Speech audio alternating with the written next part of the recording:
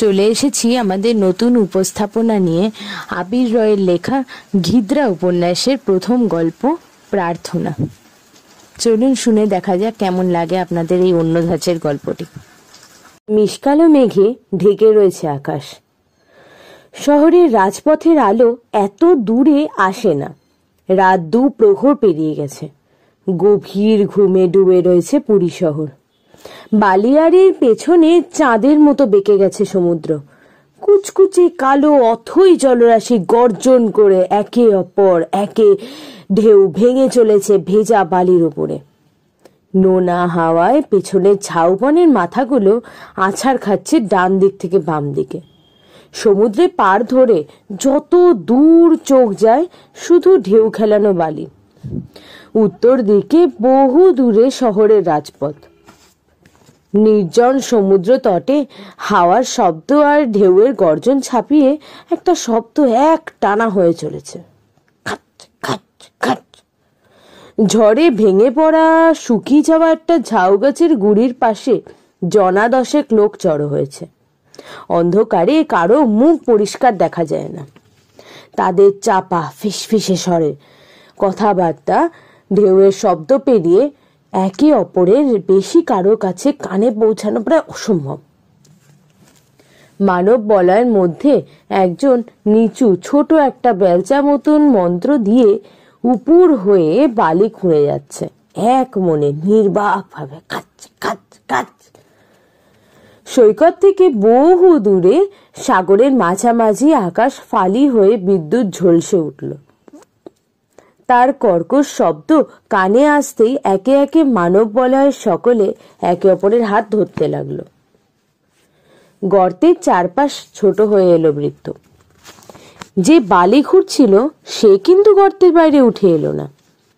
তার খোঁড়া গর্তের মধ্যে দাঁড়িয়েই গায়ে চাপানো ময়লা জোব্বার ভেতর থেকে বালি মাখা হাত রিক্ত সামনের দিকে এগিয়ে নিয়ে গেল।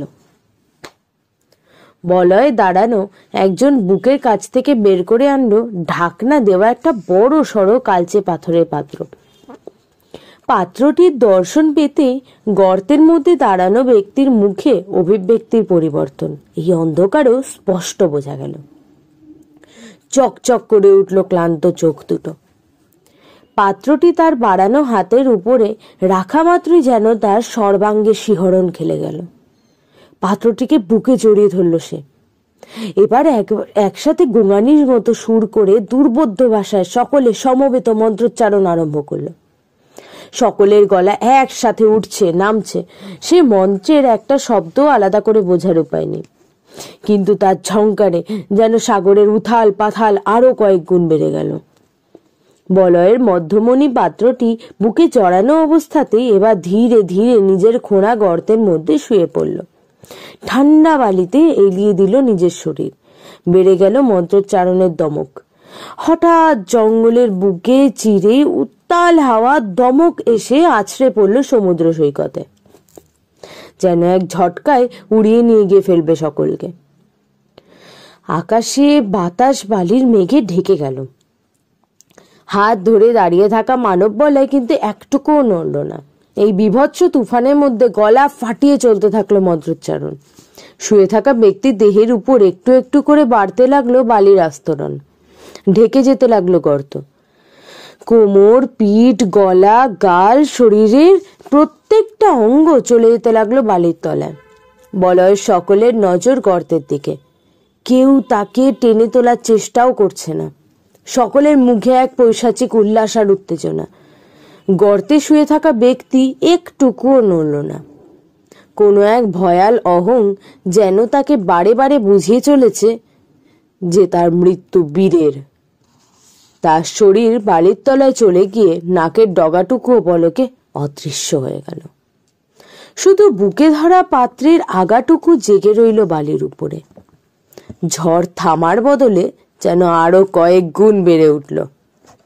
বলয়ের একজন এবার সমুদ্রের দিকে ঘুরে এক হাত আকাশের দিকে তুলে দুর্বোধ্য ভাষায় চিৎকার করে উঠতেই সমুদ্রে বেশ কয়েক যোজন পিছিয়ে গেল। থেমে গেল মন্ত্রোচ্চারণ। সকলের নজর সমুদ্রের দিকে ঘুরে গেল। পার থেকে প্রায় 1 মাইল দূরে হঠাৎ কুচকুচে কালো পাহাড়ের মতো ঢেউ মাথা তুলতে আরম্ভ করল। পায়ে পায়ে সকলে এইবার পিছু হটতে আরম্ভ করল। ঝড়ের শব্দ ছাপিয়ে এবার কানে এলো রাক্ষসে ঢেউয়ের গর্জন। বলয় ভেঙে উল্টো মুখে পালাতে আরম্ভ করলো সবাই। দেখতে দেখতে অতিকায় দানবের মতো ঢেউ আছড়ে পড়ল বালির উপরে। গোটা বালিয়াড়ি ঢেকে জলের তোড় ঢুকে পড়ল ঝাউবনের ভেতরে। জলোচ্ছ্বাসে গাছের গুড়ি আঁকড়ে যে কজন প্রাণে বাঁচল। জল নেমে যেতে তারা দেখলো গোটা সমুদ্র তট মসৃণ হয়ে গেছে। মেঘ কেটে গিয়ে চাঁদের আলো বেরোতে বালির উপরে ইতস্তত ছড়িয়ে থাকা গাছের ডালের টুকরো ছাড়া আর কিছুই দেখা গেল না। শুধু জঙ্গলের উপরে চাঁদের আলোয় চিকচিক করে দেখা গেল বহু দূরে মন্দিরের চূড়োয় অবস্থিত সুদর্শনকে। উদ্দাম হাওয়ায় যার গা লেপ্টে উড়ে চলেছে পুরীর পতিত পাবন রাজধ্বজা। জগন্নাথের নবকলেবর এবছর অনুষ্ঠিত হচ্ছে দীর্ঘ 24 বছর পরে।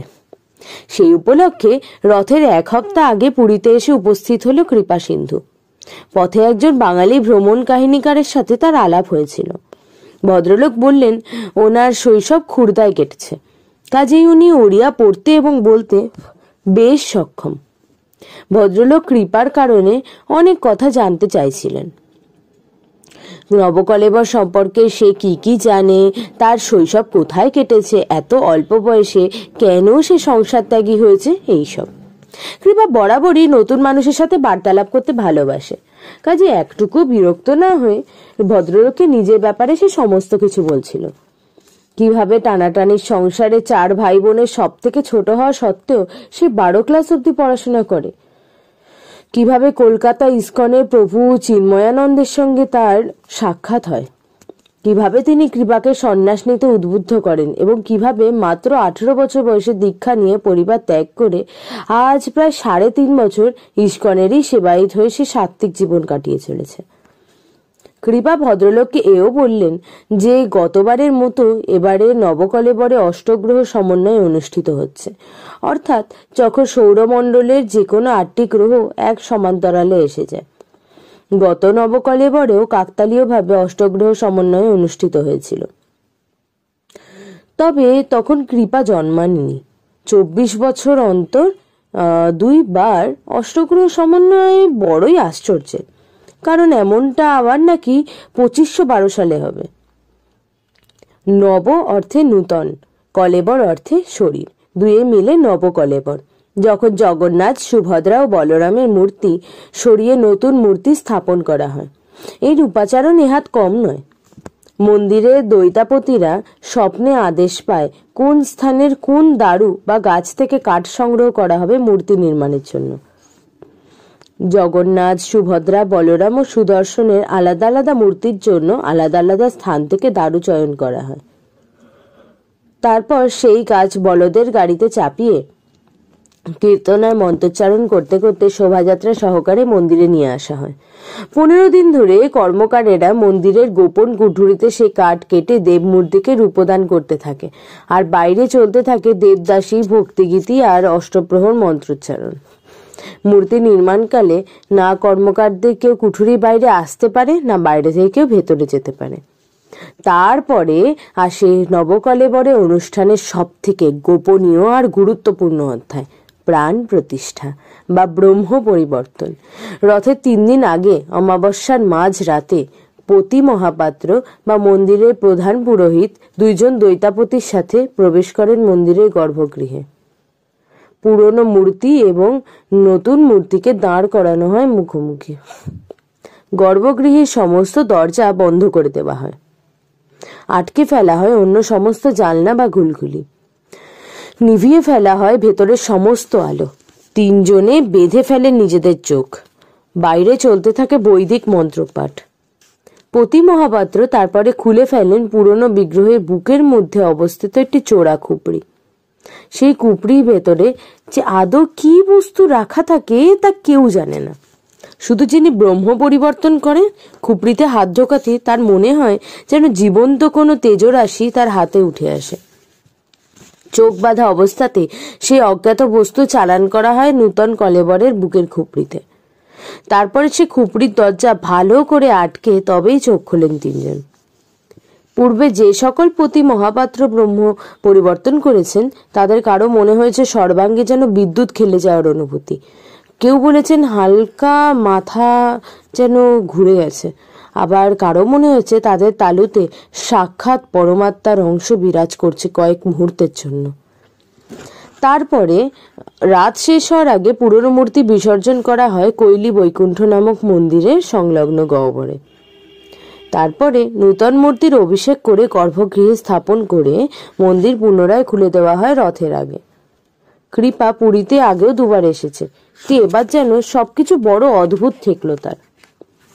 রথ উপলক্ষে ইতিমধ্যেই ভিড় বাড়তে আরম্ভ করেছে শহরে, কিন্তু স্থানীয়দের মধ্যে কৃপা একটা বেমানান রকমের ঝিমঝিমে ভাব লক্ষ্য করছে, যা আগে কখনো সে অনুভব করেনি। এই সময় পুরীর ব্যবসা বাণিজ্য তুঙ্গে থাকার কথা, কিন্তু গত দুদিনে স্বর্গদ্বারের অর্ধেকের বেশি দোকান সে বন্ধ দেখেছে। রাস্তায় আলো জ্বলছে না, পথঘাট ময়লা নোংরা, যেন সাফসুতরো রাখার গরজ কারোর মধ্যে নেই। ইস্কনের সেই আশ্রমে সে এসে উঠেছে, অমনি কর্মচারীগুলোকে দেখে তার মনে হলো যেন দীর্ঘদিনে তারা কোনো রোগে ভুগছে। ভরত বলে এক ছোকরা সেবায়িত আশ্রমের বাগানে পরিচর্যা করে।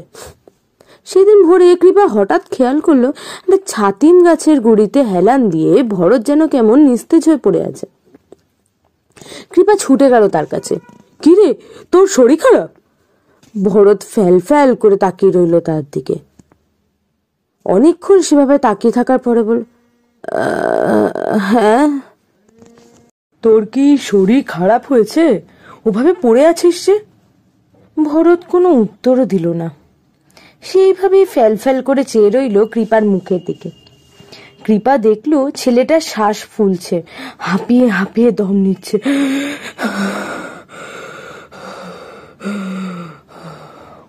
কৃপা তাকে তড়িঘড়ি তুলে এনে অফিস ঘরে বসালো। অফিস ঘরটা বেশ বড়। ঢুকতেই দুটো ব্যাপার তার চোখে পড়লো, যা এখানে একেবারেই বেমানান। ঘরের একদিকে রাধাকৃষ্ণের দোল খেলার একটা বিশাল মিউরাল রয়েছে। গতবার যখন সে এসেছিল তখন মিউরালটা সবে তৈরি হয়েছিল। আজ সে দেখলো গোটা মিউরালটার উপরে ধুলোর চাবড়া পড়ে গেছে। শুধু তাই নয়, প্রায় 8 ফুট চওড়া মিউরালটার উপরে কোনাকুনি ভাবে একটা বিশাল ফাটল। ফাটলটা সব থেকে চওড়া শ্রীকৃষ্ণের মুখের উপরে। গত 3 দিন ধরে পুরীতে এক টানা বৃষ্টি হয়ে চলেছে। বছরের এই সময় সেটা অস্বাভাবিক কিছু না, কিন্তু এই বৃষ্টির মধ্যেও সূর্যের আলো ঢলে গেলেই কোথা থেকে যেন রাশি রাশি পোকা এসে ঘরে ঢোকে। আশ্রমের আশেপাশে গাছপালা আছে ঠিকই, কিন্তু তেমনটা তো সে কোনোদিনও পুরীতে দেখেনি।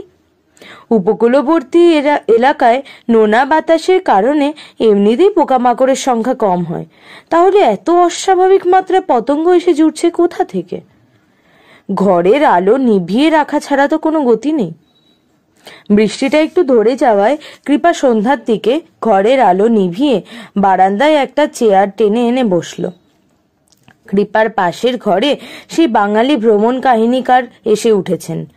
উনি কোথা থেকে একগাছা নিমের কাঁচা ডাল জোগাড় করে এনে তাতে আগুন ধরিয়েছেন। নিমের ধোঁয়ায় পোকার থেকে কিছুটা রেহাই মিলল। বাহ, বেশ ভালো উপায় বের করেছেন তো। আর উপায়? এবার এখানে আসাটাই ভুল হলো। ভদ্রলোক চেয়ারে বসে বললেন। কেন, ভুল কেন বলছেন? দেখছেন না চারদিকে কি অবস্থা? যেখানে যাই একটা বিকট পচা দুর্গন্ধ। স্টেশনে নেমেই পাচ্ছিলাম গন্ধটা। এখানে এত কড়া সামুদ্রিক হাওয়া, তাও যেন ক্ষণে ক্ষণে গন্ধটা নাকে লাগে। গন্ধ? কেন, আপনি পাননি? খুব বর্ষার ফলে নালা উপচে গেলে যেরম গন্ধ বের হয় সেরম।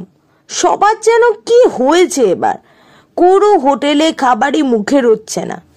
এসব ভেবে কাল শালিমার হোটেলে দুপুরে খেতে গেলাম। মাছটা দিল পচা, পেটের মধ্যে কিলবিল করছে পোকা। আমার তো গা ঘিনঘিনিয়ে উঠছিল। ম্যানেজারকে ডেকে দিলুম ঝাড়, কিন্তু সবার মধ্যেই কেমন যেন একটা গা ছাড়া ভাব। বেয়ারা থেকে মালিক সবাই যেন কলের পুতুলের মতো আড়ষ্ট ভাবে রয়েছে। কথা যেন কানে গেলেও মাথা অব্দি পৌঁছচ্ছে না। এমনকি এখানে পানীয় জলটাও কেমন নোনতা ঠেকছে। সে কলকাতার জলও নোনতা, তবে এত না। কাল দেখলাম সরকারি হাসপাতালে বাইরে আউটডোরে রুগীর লাইন রাস্তা অব্দি চলে এসেছে। এত রুগী এলো কোথা থেকে? কৃপা উত্তর দিল না। খানিকক্ষণ চুপ করে থেকে বলল, ভালো কথা, আপনার নামটা তো জানা হয়নি। প্রত্যুম্ন মজুমদার, উত্তর দিল ভ্রমণ কাহিনীকার ভদ্রলোক। কৃপা নিজের নাম আগেই বলেছিল। ঘাড় নেড়ে শুধু সামনের দিকে তাকিয়ে রইল। পুরীকে সে এই চেহারায় কখনোই দেখেনি। কিছু একটা ঘটছে পুরো এলাকা জুড়ে, এমন কিছু যা শুভ নয় একেবারে।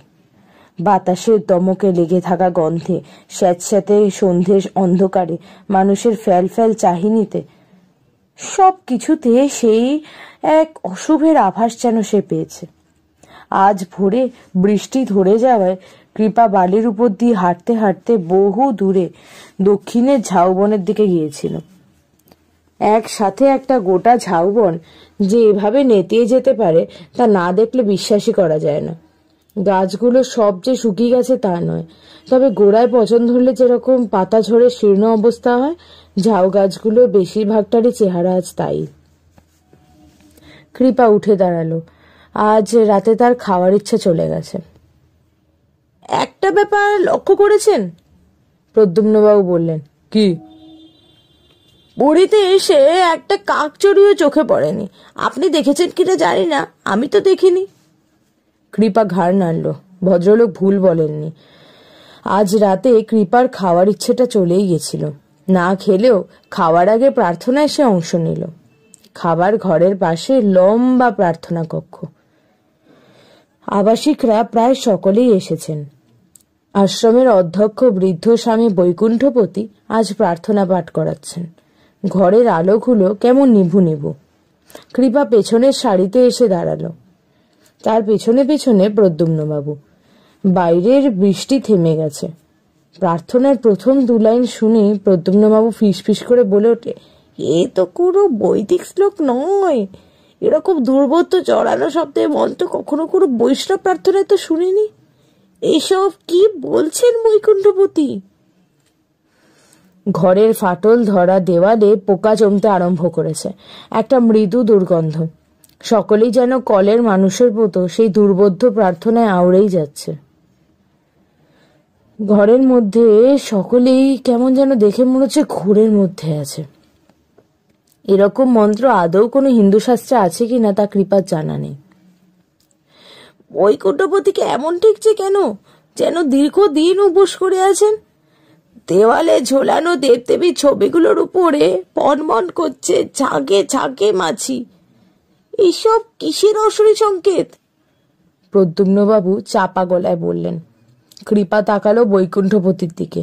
খুব ভুল বলেননি প্রদ্যুম্নবাবু। প্রার্থনা শেষ। বৈকুণ্ঠপতিকে ধরে ধরে মঞ্চ থেকে নামানো হচ্ছে। এগিয়ে যেতে লাগলো কৃপা আর প্রদ্যুম্নবাবু। প্যাসেজের শেষটা আধো অন্ধকার। সেখানে একটা জিরজিরে কেদারায় বসলেন বৈকুণ্ঠপতি। স্বামীজি, যদি অপরাধ না নেন, একটা কথা জানতে চাই। মার্জিত গলায় কৃপা প্রশ্ন করল। বৈকুণ্ঠপতি মুখ তুলে তাকালেন। চোখ দুটো যেন দুটো অন্ধকার সুড়ঙ্গ, তার শেষ খুঁজে পাওয়া অসম্ভব। আজ আপনি যে প্রার্থনা পাঠ করলেন তা তো আমি কখনো শুনিনি। ভাষাটা সংস্কৃত বলে মনে হলো না। দয়া করে যদি বলেন কোন শ্লোকে ছিল এটা। ভাষা। বৈকুণ্ঠপতির গলার স্বর ঠান্ডা, ফ্যাঁস ফ্যাঁসে। কৃপা বসল তার পায়ের কাছে। প্রদ্যুম্নবাবু দাঁড়ালেন একটু তফাতে। মেঝেটা যেন অসম্ভব রকমের ঠান্ডা। কার উদ্দেশ্যে করা হয় প্রার্থনা? কৃপা উত্তর দিতে সময় নিল না। যে শোনে তার উদ্দেশ্যে। হাসলেন বৈকুণ্ঠপতি। নীরব হাসি। তার গা থেকে মোটকা গন্ধ বেরোচ্ছে, যেন ধুকছেন তিনি। তুমি যাকে প্রার্থনা শোনাতে চাও তার অস্তিত্ব নেই, আর যে শোনে তাকে তুমি তোমার অতি ভয়ঙ্কর দুঃস্বপ্নেও শোনাতে চাইবে না। হঠাৎ যেন গোটা আশ্রম চত্বর স্তব্ধ হয়ে গেল, যেন এক ধাক্কায় থেমে গেল সব সমস্ত। কৃপা তাকিয়ে রইলেন বৈকুণ্ঠপতির মুখের দিকে। এ কি সত্যি তিনি, নাকি তার ভেতর থেকে অন্য কোনো সত্তা তাকে দেবভূমিতে দাঁড় করিয়ে এসব কথা বলাচ্ছে? ঘরে ফিরে এলো কৃপা। অনেকগুলি চিন্তা মাথায় খেলছে তার, মনে চাপা উত্তেজনা। খানিকক্ষণ পর শব্দ পেল পাশের প্রতিবেশী ঘরে ঢুকে দরজার হুড়কো দিয়ে দিলেন। ঘরে একটা মাত্র টিমটিমে ডুম জ্বলছে কৃপার। আশ্রমের বাহুল্যতা বর্জিত ঘর। আসবাবপত্র সামান্যই, একটা চৌকি, একটা পুরনো আলনা, একটা তেপায়া টেবিল, একটা চেয়ার আর একটা জলের ঘড়া। ঘড়িতে প্রায় মাঝরাত। থমথমে হয়ে গেছে গোটা আশ্রম। কৃপা চিত হয়ে শুয়ে রয়েছে চৌকিতে, চোখে এক ফোঁটা ঘুম নেই তার। ঘড়িতে ঢং করে একটা বাজল। কৃপা বিছানা ছেড়ে উঠে গায়ে গেরুয়া পাঞ্জাবিটা গলিয়ে সন্তর্পণে বেরোলো ঘর থেকে। দরজাটায় তালা দিয়ে পা টিপে টিপে নিচে নেমে গেল। মূল ফটকের সামনে সাধারণত একজন দারোয়ান থাকে। আজ সে কাউকেই দেখল না, এমনটাই সে আন্দাজ করেছিল। ধুতিটা শক্ত করে কোঁচা মেরে দেওয়ালের গায়ে একটা পেয়ারা গাছ ধরে উঠে পড়ল। পাঁচিল খুব বেশি উঁচু নয়। উপর থেকে লাফ মেরে নিচে ভিজে রাস্তার উপর এসে পড়ল। সুনসান পথঘাট। বাম পাশের সড়কটা দিয়ে সোজা চলে গেল মন্দিরে। কৃপা হাঁটতে শুরু করলো। রাস্তায় এত ল্যাম্পপোস্ট থাকা সত্ত্বেও বেশিরভাগই জ্বলছে না। অবাক লাগলো না কৃপার। মন্দিরের রাস্তায় এত জঙ্গল সে তো আগে দেখেইনি। লতানে গাছ গজিয়ে পথের ধারে আগাছা প্রায় রাজপথের ওপরে এসে পড়েছে। কিছু পুরনো বাড়ি ছিল, তাকিয়ে দেখলো সেগুলোর ভগ্নপ্রায় অবস্থা। রাস্তার দুধারে বেশ কয়েকটা প্রাসাদ প্রমাণ বাড়ি অতিকায় দানবের কঙ্কালের মতো মেঘলা আকাশের নিচে অন্ধকারে দাঁড়িয়ে আছে। হঠাৎ ভেজা ঘাসের উপরে পায়ের আওয়াজ। কে ওখানে? কৃপা ভালো করে তাকিয়ে দেখলো একটা ছায়ামূর্তি বাম দিকের বাড়ির ফটকের ভেতর থেকে বেরিয়ে আসছে। জঙ্গলে ঢাকা উঠোনের পেছনে তাকে ভালো করে চেনা না গেলেও কাছে আসতে কৃপা মুখটা দেখতে পেল। এ কি, আপনি? কৃপার সামনে এসে দাঁড়ালেন প্রদ্যুম্ন মজুমদার। ও, আপনিও বেরিয়েছেন? কৃপা সন্দেহের দৃষ্টি। ভেতরে কি করছিলেন? ভদ্রলোক গলা নামিয়ে ফিসফিসিয়ে বললেন, পুরীতে চারদিকে ছোট ছোট গুমটি মন্দির গজিয়েছে। অন্ধগলির শেষে বনের কিনারে পথ চলতি মানুষের চোখের আড়ালে গজিয়ে উঠেছে ছত্রাকের মতো। কৃপা খানিকক্ষণ ভদ্রলোকের মুখের দিকে তাকিয়ে বলল, ধর্মীয় স্থানে মন্দির থাকবে, এতে ক্ষতি কি? এ মন্দির সে মন্দির না মশাই। এই বিগ্রহ আপনি চিনতে পারবেন না, এর উপাচারের সাথে আপনি পরিচিত নন, এর প্রার্থনা আপনি বুঝতে পারবেন না। সবই যেন কেমন অদ্ভুত, উগ্র, অশুভ। দূরে কোথাও মেঘের গর্জন শোনা গেল। অশুভ? কৃপার গলা ধরে এলো। আসুন, দেখে যান। ভদ্রলোক কৃপাকে নিয়ে দেওয়ালে ফাটল দিয়ে ঢুকে গেলেন ভেতরে। বাড়ির ভেতরটা ঘুটঘুটে অন্ধকার। ভাঙা চাঙড়ে ধাক্কা খেল কৃপার পা। আহ, এদিকে। অন্ধকারের ভেতরে শোনা গেল ভদ্রলোকের গলা। অট্টালিকা সুলভ বাড়িটা দালানে দুদিকে লম্বা লম্বা থাম। তাদের উপরে উৎকল শিল্পকলার ঢঙ্গে বানানো একজোড়া নৃসিংহ মূর্তি। অন্ধকারে তাদের বিভৎসতা যেন শতগুণে বেড়ে উঠেছে। হঠাৎ কৃপার কানে গোঙানির মতো একটা শব্দ এলো। দালানের অপর প্রান্তে দেখা গেল ভদ্রলোককে। হাতছানি দিয়ে ডাকছেন কৃপাকে। হাওয়া দিতে শুরু করেছে, ঠান্ডা কনকনে দক্ষিণের হাওয়া। কৃপা এগিয়ে গেল। ভদ্রলোক ইশারা করে দেওয়ালের সামনের ফাটলের দিকে এগিয়ে গেলেন। কৃপা নিচু হয়ে চোখ রাখল ফাটলে। দেওয়ালের ওপাশে একটা বড় সড়ো হলঘর, তবে পুরনো, চিড় খাওয়া। ঘরের দুই কোণায় দুটো মশাল জ্বলছে। ধকধকে লাল আলোয় গনগন করছে শ্যাওলা ধরা দেওয়ালগুলো। মেঝের মাঝামাঝি একটা মেটে সিঁদুর ল্যাপটানো বিচিত্র মূর্তি, যা দেখতে মানুষের মতো হলেও কোনো হিন্দু দেবদেবীর সাথে কোনো মিলই নেই। এর আকৃতি কদাকার, যেন মানুষের অবয়বে ছাল ছাড়ানো একদলা মাংসপিণ্ড। তফাৎ শুধু একটাই, মূর্তিটা 3টে মাথা। কৃপার নজর ঘরের সিলিংয়ের দিকে গেল। সেখান থেকে পাশাপাশি দুটো লোহার আংটায় ঝুলছে একজোড়া কৃষ্ণবর্ণ লোমশ পশুর মৃতদেহ, সম্ভবত শুয়োর। তাদের রক্ত চুইয়ে চুইয়ে ফোঁটায় ফোঁটায় এসে পড়ছে নিচের অগ্নিকুণ্ডের মধ্যে। অগ্নিকুণ্ড ঘিরে বসে থাকছে জনা 10 নারী পুরুষ। তাদের সকলেরই শরীরে ছিন্ন বস্ত্র, চুল উস্কো খুস্কো, মুখ চোখ নোংরা আর ভাষাহীন। এবার কৃপা বুঝতে পারল, যাকে গোয়ানির শব্দ ভেবে সে ভুল করছিল, সেটা আসলে এদের সমবেত কণ্ঠে আউড়ে যাওয়া কোনো দুর্বোধ্য প্রার্থনা।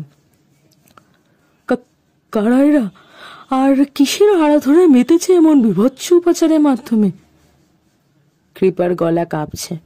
ইলুমিনাটি। কি? পিশাচের উপাসক। গলার স্বর যতটা সম্ভব নামিয়ে উত্তর দিলেন প্রদ্যুম্নবাবু। ফাটলে ভেতর থেকে আলোর চিলতে এসে পড়েছে তার মুখে। কৃপা চোখের পলক ফেলা ভুলে তাকিয়ে রইল তার মুখের দিকে। গোটা শহর ছেয়ে গেছে এরা, বলে চললেন প্রদ্যুম্নবাবু। আমি তখনই সবকিছু বুঝেছিলাম। সবকিছু এই নারকীয় পরিবর্তন কখনোই কাকতালীয় হতে পারে না। অন্ধকারে উঁকি মেরে দেখুন, দেখতে পাবেন এদের চুপি সারে গতিবিধি। দেওয়ালে কান পাতুন, শুনতে পাবেন এদের ফিসফিসে অশুভ মন্ত্রোচ্চারণ। গন্ধহীন বাতাসের গা গুলিয়ে উঠবে নরকের দুর্গন্ধে। চারিদিকে চলছে এসব 24 ঘন্টা সর্বক্ষণ। গণহিস্টেরিয়ার মতো মানুষদের বয়স হয়ে যাচ্ছে। কেন কিভাবে আমি জানি না, কিন্তু পাপে ছেয়ে গেছে পুরী। আমি জানি আপনি একজন সন্ন্যাসী হয়ে মনকে বারবার বোঝাবেন যে এই সব কথা সত্যি নয়, কিন্তু অন্তরে আপনিও জানেন আমি মিথ্যে বলছি না। দূরে কোথাও গুমড়ে উঠল মেঘ। কৃপা ভদ্রলোকের উত্তর দেওয়ার মতো কিচ্ছু পেলেন না। দুজনে ধীরে ধীরে পথে নেমে এলো। কোন সর্বনাশে পথে চলেছে পুরী। 3 দিন পর নবকলেবরের সমাপন। তলে তলে একটা গোটা শহর এভাবে মারাত্মকভাবে রোগাক্রান্ত হয়ে রয়েছে। রোগটা শরীরের নয়, আত্মার। কে করবে এর প্রতিকার? কিভাবে হবে সাপমোচন পুরীর? কৃপা প্রায় কলের মানুষের মতো কথাগুলো বলে গেল। আমি জানি না কাকে বলে সে আমাদের কথা বিশ্বাস করবে। ভেতরে কাউকেই বা আমরা ভরসা করে কিভাবে? আর বাইরে কাউকে বলার পর সে যদি কিছু খুঁজে না পায়, তাহলে আমাদের অবস্থা কি হবে? দুজনে হাঁটতে হাঁটতে মন্দিরের কাছাকাছি চলে এসেছিল। রথযাত্রার এত কাছাকাছি মন্দির চত্বর এত জনমানবহীন থাকে কখনো? মিশমিশে কালো আকাশের বুকে লাল হলুদ ধ্বজা উড়ছে মন্দিরের চূড়ো থেকে। বাইরে রাস্তার উপরে সপসপে ভিজে দাঁড়িয়ে রয়েছে 3টে রথের খাঁচা। কিন্তু একই অবস্থা, আর 1 সপ্তাহ বাকি নেই। এখন তো রাত দিন জেগে কাজ হওয়ার কথা। এই কি অবস্থায় পড়ে আছে রথ 3টে? এরা আদৌ সময়ে কাজ শেষ করতে পারবে তো? নান্দি ঘোষ, তালধ্বজ, বলভদ্র এবছর আদৌ রাজপথ ধরে ছুটবে তো? পড়বে তো তাদের রশিতে লাখো লাখো মানুষের টান?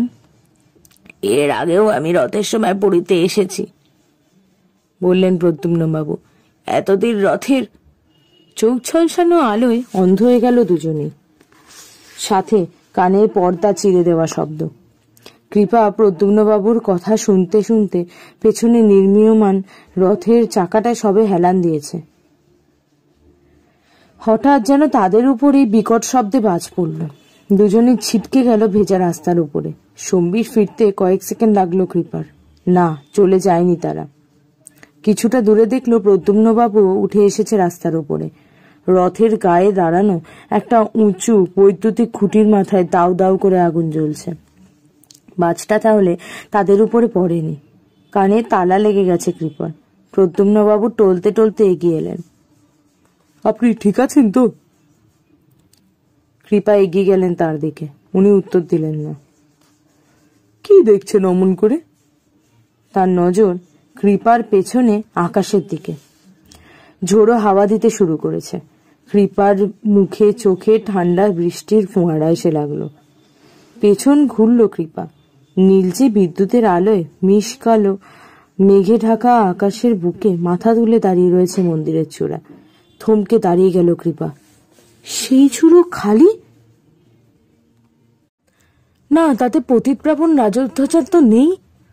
আতঙ্কে বিশ্বে আঁতকে উঠলেন প্রদ্যুম্নবাবু। পুরীর মন্দিরে মাস্তুল পতাকা শূন্য, এ কি করে সম্ভব? ঠিক কত জোরে হাওয়া দিলে সেই বিশাল মঙ্গল ধ্বজা উড়ে যেতে পারে? এই সর্বনাশের সংকেত মশাই, পুরীর মন্দিরে পতাকা উড়ে যাওয়ার এসে তো মহাপ্রলয় পূর্বাভাস। কাঁপা কণ্ঠে চেঁচিয়ে উঠলেন প্রদ্যুম্নবাবু। দৌড়তে আরম্ভ করলো দুজন। হাওয়ায় দমক মুহূর্তে মুহূর্তে বৃদ্ধি পাচ্ছে। প্রচন্ড হাওয়ায় গতিবেগে বিরুদ্ধে এগোতে কষ্ট হচ্ছিল দুজনের। কোনো রকমে মুখ চোখ ঢেকে দৌড়তে দৌড়তে আশ্রমের ফটকের বাইরে এসে দাঁড়ালো তারা। এ কি, এত রাতে মূল ফটক খোলা, ভেতরে আলোই বা জ্বলছে কেন? গেটের পাশের খুপড়িটায় দারোয়ানটাকে আর দেখা গেল না। ভেতরে ঢুকেই উল্টো মুখে আসা একজন সেবায়েতকে ধরে কৃপা জিজ্ঞাসা করলো, কি হয়েছে? এত রাতে ফটক খোলা কেন? এত আলোই বা কেন জ্বলছে? ছেলেটির মধ্যে ঝিমঝিমে ভাব নেই। সে সম্ভবত পুরীর বাসিন্দা নয়। উড়িয়া মেশানো বাংলায় উত্তর দিল, বৈকুণ্ঠপতি স্বামীর অবস্থা খুব খারাপ, শ্বাসকষ্ট হচ্ছে, হাসপাতালে খবর দেওয়া হয়েছে, অ্যাম্বুলেন্স আসছে। কৃপা আর প্রদ্যুম্নবাবু দুজনে এক দৌড়ে তিনতলায় উঠে গেলেন। ঘরের সামনে এক বিচিত্র পরিস্থিতি। অনেকেই জড়ো হয়েছে, তবে প্রায় সকলেই যেন অজানা এক সুরায় মাতাল। বেশিরভাগেরই চোখ ঢুলু ঢুলু, হাতে পায়ে তেমন জোর নেই। ঘরের ভেতরে পালঙ্কে শুয়ে আছেন বৈকুণ্ঠপতি, চোখ বন্ধ, শ্বাস ফুলে গেছে। কৃপারা ঘরে ঢুকতেই উনি চোখ মেলে চাইলেন।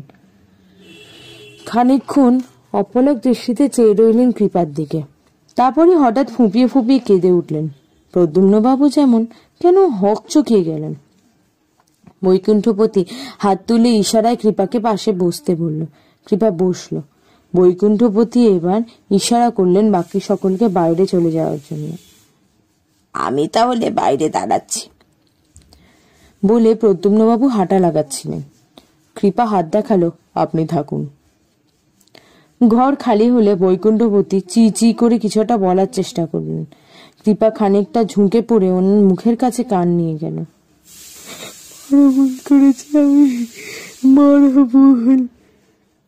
কান্না জড়ানো গলায় বললেন বৈকুণ্ঠপতি। কি ভুল করেছেন আপনি স্বামীজি? কৃপার চোখ কুঁচকে গেছে। প্রদ্যুম্নবাবু এগিয়ে এসে দাঁড়ালেন বৈকুণ্ঠপতি শিয়রের কাছে। শ্বাস একটু স্বাভাবিক হলে বৈকুণ্ঠপতি বলতে আরম্ভ করলেন, এই প্রথম এত বছর বাদে নবকলেবর অনুষ্ঠিত হয়েছে। প্রায় 22 বছর। 24। পাশ থেকে প্রদ্যুম্নবাবু বললেন। কৃপা ইশারায় থামিয়ে দিল তাকে।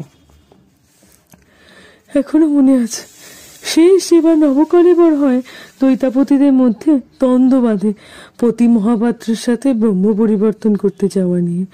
দেবতারা যখন সব মানুষের ভাগাভাগি আরম্ভ করে, তখন নিজেদের দর বাড়ানোর জন্য তার থেকে জন্ম নেয় পাপ।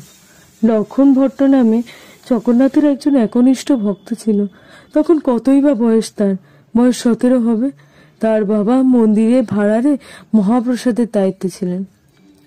চিরকাল জগন্নাথ স্বামীর সেবা করে গেছেন, ছেলেও হয়েছিল। তাই খেলাধুলা বয়স থেকে সে এসে মন্দিরে পড়ে থাকতো, সন্ধ্যাবেলা ভগবত পাঠ করত। কর্মগুণে সে পতি মহাপাত্রের সুনজরে এসে যায়। দৈতাপতিদের মধ্যে সে সহজেই নিজের জায়গা করে না। সেবার প্রথম ব্রহ্ম পরিবর্তনে লক্ষণে যাওয়ার সুযোগ পায় পতি মহাপাত্রের সাথে। তার খুশি বাঁধ ভেঙে যায়, কিন্তু প্রভুর বোধহয় ইচ্ছে অন্যরকম ছিল। দারু চয়ন শুরু হওয়ার আগে হঠাৎ দৈতাপতিদের মধ্যে লক্ষণের জন্ম নিয়ে প্রশ্ন ওঠে। সে আদৌ দৈতাপতি পরিবারের কিনা, বা তার জন্ম আদৌ দৈতাপতি সংসারে হয়েছে কিনা, এই নিয়ে উত্তেজনা সৃষ্টি হয়। তার বাবা দৈতাপতি হলো, মা ছিল চণ্ডাল। এই কথা এতদিন লুকিয়ে থাকলো, তখন হঠাৎ বেরিয়ে পড়ে। প্রভুর কাছে মনের ভক্তি সব, কিন্তু মানুষের লালসা মুক্তির উপরে জাতপাতকে নিয়ে লাভের জন্য বরাবর ব্যবহার করে থাকে। তার মায়ের গোপন সত্য বার হতে এক ধাক্কায় সবাই লক্ষণের বিরুদ্ধে চলে গেল। সে এতদিন প্রভুর হয়ে কাজ করেছে, মন্দিরে অশুচি করেছে, এমন কথাও বলতে লাগলো সবাই। সে গিয়ে পতি মহাপাত্রের হাতে পায়ে ধরল, তাকে প্রভুর এই কৃপা থেকে বঞ্চিত না করার জন্য। জগন্নাথ স্বামীর ব্রহ্ম পরিবর্তন, সে কি কম সম্মানের? কিন্তু তিনিও ছেলেটার পাশে দাঁড়ালেন না। ওনার মনে কি ছিল নারায়ণ জানে, তো সমগ্র মন্দির সম্প্রদায়ের বিরুদ্ধাচরণ করার সাহস তার হয়তো ছিল না। লক্ষণকে মন্দিরের কাজকর্ম থেকে চিরকালের মতো নির্বাসিত করা হলো। তার সাথে তার মরা বাপের এহেন নিষিদ্ধ প্রেম নিয়েও লোকে অকথ্য টিপ্পণী করতে লাগলো। জলে চলে গেল তার সারা জীবনের ভক্তি আর পরিশ্রম।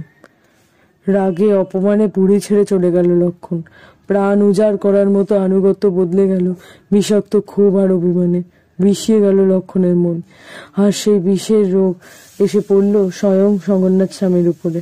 বন্দিত্ব সে ত্যাগ করলই, সেই সাথে সাথে ত্যাগ করল ইষ্ট দেবতার উপর সমস্ত বিশ্বাস।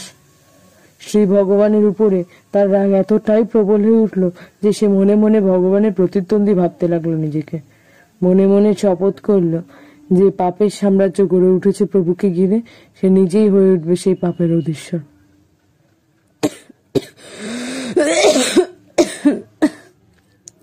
বৈকুণ্ঠপতি থামলেন, একটু কাশলেন। পাশের টেবিলে রাখা জলের গেলাসটা এগিয়ে দিল কৃপা। দু ঢোক খেয়ে তিনি আবার বলে চললেন,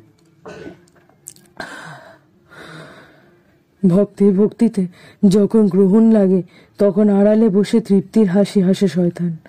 কারণ ভালোবাসা যতটা গভীর হয়, তার থেকে জন্ম নেওয়া জিঘাংসাও ঠিক ততটাই ভয়ানক। লক্ষণ আবারও আরাধনা শুরু করলো, তবে এবার মহা পিশাচে। ধর্মীয় রীতি ভুলে মেতে উঠল সে উদ্দাম পিশাচতন্ত্রে। সেই গুটি কতক মানুষ তার পক্ষে ছিল, তাদের নিয়ে সে শুরু করলো পিশাচ সাধনা। তারপরে এলো সে অভিশপ্ত রাত। সেই রাতে শেষ ব্রহ্ম পরিবর্তন হয় পুরীতে। সমুদ্রের ধারে শুরু হয় তাদের নিজেদের ডাকিনী বিদ্যায় লক্ষণের নিজের ব্রহ্ম পরিবর্তন। মহাপিশাচের যজ্ঞের ছাই নিজের বুকের সাথে আঁকড়ে ধরে এই পুরীর সমুদ্র তটে সে নিজেকে পুঁতে ফেলে, এই আশায় যে তার আত্মা কয়েক থাকবে ওই যজ্ঞের ছাইতে, আর তার অভিশাপে শ্রীক্ষেত্র পরিণত হবে পিশাচপুরীতে। এখানে কেউ দেবতার পুজো করবে না, আর কারো জীবনে আর ঔজ্জ্বল্য থাকবে না। ব্যাধিতে গ্রাস করবে পুরীর প্রত্যেকটা মানুষকে। মানুষ ঐশ্বরিক সাধনা ছেড়ে, আরাধনা ছেড়ে পৈশাচিক উপাচারে ব্রতী হবে। সেই রাতেই প্রবল জলোচ্ছ্বাস টেনে নিয়ে যায় লক্ষণের সাথীদের। যে হাতে গোনা কয়েকজন বেঁচে ছিল, তারাই এই পাপের বীজ বপন করা আরম্ভ করে পুরীর মানুষের মনে। থামলেন বৈকুণ্ঠপতি, তার চোখের কোল বেয়ে জল গড়িয়ে পড়ছে। যেন পিন পড়া নিস্তব্ধতা চারপাশে। শুধু বাইরের ঝড়ের শব্দ শোনা যাচ্ছে। প্রদ্যুম্ন বাবু কাঠ হয়ে দেওয়ালের সাথে হেলান দিয়ে দাঁড়িয়ে রয়েছেন। কৃপা লম্বা একটা শ্বাস টেনে নিয়ে বলল, এসব আপনি জানলেন কি করে? সেই রাতে জলোচ্ছ্বাসের পরে যে কয়জন বেঁচে ছিল, তাদের মধ্যে আমি একজন। হঠাৎ যেন ঘরের অক্সিজেন কমে গেছে। গলাটা শুকিয়ে এলো প্রদ্যুম্ন বাবুর। কৃপার মনে পড়ে গেল আজ সন্ধ্যার প্রার্থনার কথা। তবে আমি ভুল করেছিলাম বাছা, খুব ভুল। তোমায় ভুল বুঝিয়েছিলাম। তিনি আছেন, সর্বক্ষেত্রে আছেন, সবার মধ্যে আছেন। না হলে সেদিন ওরম আচমকা জলোচ্ছ্বাস হতো না। তিনি যেন বারবার আমায় বলেছেন, আমি ভুল পথে চলেছি। তার প্রতি অভিমান করে সৃষ্টির সর্বনাশ করতে চেয়েছি। এই অনুতাপ, এই অনুতাপ। শ্বাস চড়ে গেল বৈকুণ্ঠপতির। প্রদ্যুম্ন বাবু, আপনি বাকিদের ডাকুন। উঠে দাঁড়ালো কৃপা। না না, বাকিদের সামনে আমি এই কথা বলতে পারবো না গোসাই। মন দিয়ে আমার কথা শোনো। শহরের দক্ষিণ দিকে ঝাউবনের ধারে সমুদ্রের পাড়ে কোথাও সেই ছাইয়ের পাত্রটি আজও পোতা আছে। লক্ষণের আত্মার যতদিন শুদ্ধিকরণ না হবে ততদিন এই পুরীর সাপ মোচন অসম্ভব। তোমরা সেই পাত্রটিকে খুঁজে দেখে তার থেকে কে কে ওখানে। হঠাৎ গলা চড়ে গেল বৈকুণ্ঠপতি। কোথায় স্বামীজি? কেউ তো নেই। কৃপা এদিক ওদিক দেখে বলল, না, ওই যে চেয়ালের ধারে অন্ধকারে ও কারা দাঁড়িয়ে আছে। তোরা কেন এসেছিস? আমি যাব না তোদের সাথে। আমি রাধা মাধব নিয়ে যাবে আমাকে। কারা তোরা? ও কে ওখানে? হাহাকার করে উঠলেন বৈকুণ্ঠপতি। তার মুখ চোখ হঠাৎ কুঁকড়ে যেতে আরম্ভ করলো। চোখ দুটো বেঁকে গেল বিভৎসভাবে। ডাকুন সবাইকে, জলদি। আর দেখুন অ্যাম্বুলেন্স কত দূরে। চেঁচিয়ে উঠল কৃপা। হঠাৎ মুখ থেকে গ্যাজলা উঠল বৈকুণ্ঠপতি। ওনার হাত পা খিচুনি মারতে আরম্ভ করলো, যেন ভেতর থেকে কোনো অদৃশ্য শক্তি নিংড়ে নিচ্ছে ওনাকে। খাবি খেতে থাকে বৈকুণ্ঠপতি। সকলেই ঘরে ঢুকতেই একবার ভয়াত চোখে দক্ষিণের অন্ধকার দেওয়ালের দিকে তাকালেন। তারপরে সবাই নিথর হয়ে গেলেন। কৃপা উঠে দাঁড়ালো বিছানার পাশে।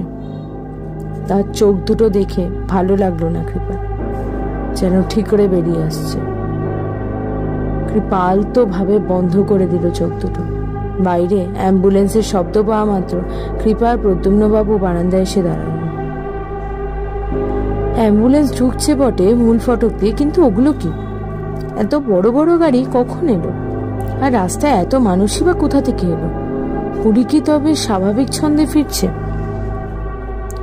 দুজনে নেমে এলো নিচে। উঠোন বেরোতেই বুঝলো বড় বড় গাড়িগুলো মিলিটারি জওয়ানদের। রাস্তায় ঠিক ঠিক করছে সশস্ত্র বাহিনীর লোক। কি ব্যাপার অফিসার, এত জওয়ান হঠাৎ? প্রদ্যুম্নবাবু এগিয়ে এসে একজনকে জিজ্ঞাসা করলেন। আবহাওয়া দপ্তরের মাঝরাতে হঠাৎ সতর্কতা জারি করেছে, সাইক্লোন অ্যালার্ট। গোটা উড়িষ্যা উপকূলকে আজ রাতের মধ্যেই খালি করা হচ্ছে। কাল দুপুরে সাইক্লোন আছড়ে পড়বে সমুদ্র তটে, সেই সাথে সুনামিরও সম্ভাবনা রয়েছে। বুক কেঁপে উঠল প্রদ্যুম্নর। কাল তো ব্রহ্ম পরিবর্তন, সে একই তীরে আবার জলোচ্ছ্বাসের পূর্বাভাস, সে একই ঘটনা পুনরাবৃত্তি। হ্যাঁ, কাল তো ব্রহ্ম পরিবর্তন, আবার সে একই ঘটনা। দাঁত চেপে কথাগুলো বলে গেল কৃপা। কিরকম গতিবেগ হতে পারে ঝড়ের? প্রদ্যুম্নবাবু শুধলেন। 200 আশেপাশে। এবারের নাম দিয়েছে শ্রীলঙ্কা, লুসি। 2 পা পেছনে সরে এলো কৃপা। প্রদ্যুম্নবাবুর অন্ধকার মুখ করে তাকালেন তার দিকে। মন্দিরের চূড়োটা এখান থেকে দেখা যায় না, তবে কৃপা জানে পুরীর মন্দিরে ধ্বজাশূন্য হওয়ার ঘোর অশনি সংকেত। ভোরের আলো ফোটার পরে বৈকুণ্ঠপতিকে দাহ করা হলো স্বর্গদ্বারে। মাঝখানে ঘণ্টা 2 বিশ্রাম করেছিলেন কৃপা আর প্রদ্যুম্নবাবু। বৃষ্টি থেমে গেলে সমুদ্রের ওপরে আকাশ মিশমিশে কালো হয়ে রয়েছে। উত্তর থেকে দক্ষিণ যত দূর চোখ যায় মেঘের চাদর অন্তহীন চাঁদোয়ার মতো ঝুলে রয়েছে সমুদ্রের উপরে। চিতার আগুনের ভেতর থেকে কৃপা তাকিয়ে রইল সমুদ্রের দিকে। ছবুল মারার আগে সর্পিনী যেমন ফোঁসের সমুদ্র যেন তেমন ভাবে ফুলে ফুলে উঠছে। এখন তার আর রং নীল নেই। মেঘের প্রতিফলনে সাগর ধূসর কালো রঙের দানবের মতো গর্জন করে চলেছে। পর্যটক যা ছিল পুরীতে সকলেই হুড়োহুড়ি করে রাজপথ দিয়ে স্টেশনে পথ ধরেছে। সেনাবাহিনীতে টহল দেওয়া চলছে রাস্তায়। সমুদ্র তটে সমস্ত হোটেল বন্ধ করে দেওয়ার নির্দেশ দেওয়া হয়েছে। আপনি ফিরে যাবেন না? প্রদ্যুম্নবাবু চিতার সামনে দাঁড়িয়ে কৃপাকে প্রশ্ন করলেন। কৃপা খানিকক্ষণ চুপ করে থেকে বলল, স্বামীজি যা বলছেন তা আমি আর আপনি ছাড়া কেউ জানে না। আপনাকে আমি আটক করে রাখতে পারবো না, সেটা উচিত নয়, কিন্তু আমি সংসার ত্যাগে সন্ন্যাসী, আমার মৃত্যু ভয় নেই। সেই পাপের ঘোড়া আমি খুঁজে বার করবই, না হলে শ্রীক্ষেত্রে সাপমোচন অসম্ভব। প্রদ্যুম্নবাবু মাথা নিচু করলেন, তারপরে বললেন, আর উনি যা যা বললেন তা যদি মৃত্যু পথযাত্রী নিছক প্রলাপ হয়? তাহলে তো চুকেই গেল, কিন্তু পুরীর রন্ধ্রে রন্ধ্রে যে অভিশাপ রোগের মতো ছড়িয়েছে তা থেকে মুক্তি দেওয়ার এই পুণ্যের সুযোগ আমি ছাড়তে চাই না। প্রদ্যুম্নবাবু দীর্ঘশ্বাস ফেলে বললেন, বেশ, আমারও সংসার নেই, বাড়িতে লোক বলতে একজন চাকর, একজন রাঁধুনি। একান্তই যদি প্রাণে না বাঁচি, হাত পা ছড়িয়ে কাঁদতে বসার মতো কেউ নেই। তাহলে থেকে যাবেন বলছেন? কৃপার ঠোঁটে কোণে হাসির ঝলক। প্রদ্যুম্নবাবু ঘাড় নেড়ে বললেন, পড়তে যখন হবেই তখন নিমতলার থেকে স্বর্গদ্বারে পড়া অনেক ভালো। বলে নিজেই বেমানান জায়গায় মুখ টিপে হাসলেন। দুজনে যখন আশ্রমে ফিরে এলেন তখন ঝোড়ো হাওয়া দিতে আরম্ভ করেছে। আশ্রমে ঢুকতেই দুজনে বুঝতে পারলো আশ্রম খাঁ খাঁ ফাঁকা। সকলে কি তাহলে পালিয়েছে? সঙ্গে যে কয়েকজন দাহ করে ফিরল তারাও যে যার মতো মালপত্তর গুছিয়ে অল্প সময়ের মধ্যে স্থান ত্যাগ করল।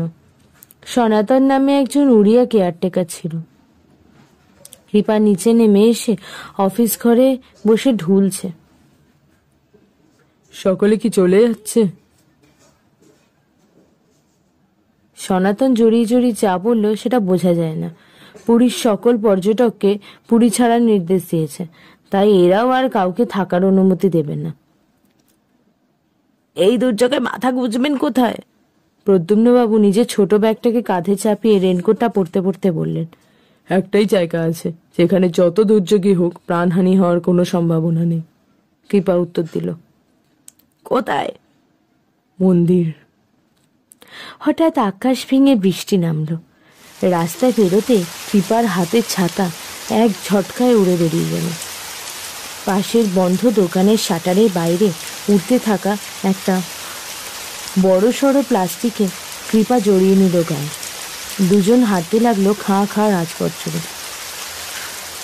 বৃষ্টির এক এক ফোঁটা যেন তীরের মতো বিদ্ধে লাগলো তাদের মুখে। আবহাওয়া দেখে সময়ের ঠাউর না হলো কৃপা জানে এখন দুপুর গড়িয়ে গেছে। পুরী শহরকে জনমানবহীন শূন্য করে দিয়ে গেছে প্রশাসন। যেদিকেই চোখ যায় ফ্যাকাশে হয়ে যাওয়া বৃষ্টিতে একলা দাঁড়িয়ে ফিরছে এক নিঝুম নিষ্প্রাণ অভিশপ্ত শহর। মন্দিরের সামনে ঝড়ের ঝাপটায় দাঁড়িয়ে ঠকঠক করে কাঁপছে তিনটে অসমাপ্ত রথ। তাদের বিশাল চাকাগুলি থেকে থেকে এমনভাবে থরথরিয়ে উঠছে যেন এখনই চূর্ণ বিচূর্ণ হয়ে পড়বে বৃষ্টি ভিজে রাজপথে। কৃপার প্রদ্যুম্নবাবু দাঁড়ালেন না, ক্লান্ত শরীরটাকে টেনে তুললেন কয়েকশো সিঁড়ি বেয়ে উপরে। মন্দিরের চাতালের পাশে সার দিয়ে পাথরের ছোট ছোট খুঁটি। এগুলো আসলে সবই কোনো না কোনো দেবদেবীর পুজোর বেদি। একে কাল প্রায় সারা রাত জাগা, তাই আজ ভোর থেকে প্রায় কিছুই খাওয়া হয়নি। ক্লান্ত শরীরে দুজনেই এলিয়ে পড়ল একটা পাথরের ছাউনি নিচে। কতক্ষণ সেভাবে পড়েছিল খেয়াল নেই কৃপা। তন্দ্রা কাটল প্রচণ্ড এক শব্দে। উঠে বসল কৃপা। ঘুটঘুট করছে অন্ধকারে চারপাশ। মনে পড়তে কয়েক মুহূর্ত লাগলো যে সে কোথায়। তাকিয়ে দেখে পাশে প্রদ্যুম্নবাবু নেই। তার মালপত্র সমস্ত পড়ে আসে বাসে, কিন্তু উনি কই? হঠাৎ কৃপার নজর গেল বাইরে। বিদ্যুৎ চমকেছে। তার আলোয় কৃপা এই প্রথম পুরী মন্দিরকে এই চেহারায় দেখল। তুফান বয়ে যাচ্ছে ছাউনির বাইরে। মন্দিরের চাতাল থেকে ধোঁয়া উঠছে বৃষ্টির ফোঁটার জোরে। আকাশ ছুঁয়ে অন্ধকারে কোনো এক অতিকায় দানবের মতো দাঁড়িয়ে আছে পুরীর মন্দির। আর তার চূড়ো, তার ধ্বজাহীন মাথা হারিয়ে গেছে মেঘের ভেতরে। তার গায়ের মূর্তিগুলো দিয়ে ঝরঝর করে ঝরে পড়ছে সহস্র ঝর্ণা। যেন এক পর্বত প্রমাণ শিবলিঙ্গের মাথায় তার সমস্ত তেজ নিয়ে গঙ্গা আছড়ে পড়ছে। কোথায় গেলেন প্রদ্যুম্নবাবু? কৃপা ঘুরল মন্দিরের দিকে। সে কি ঠিক শুনল? ঘন্টার ধ্বনি, কোথা থেকে আসছে এই শব্দ?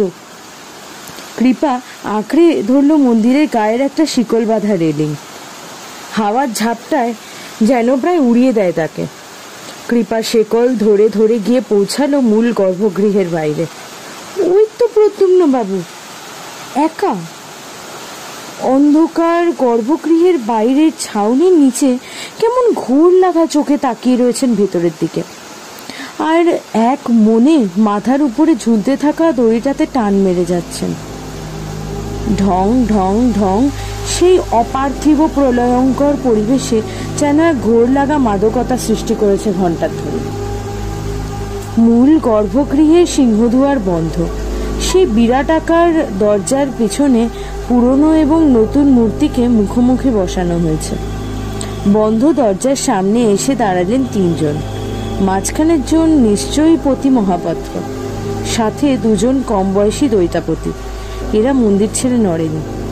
সম্ভবত এই বিশাল মন্দির চত্বরে তারা ছাড়া আর কেউই নেই।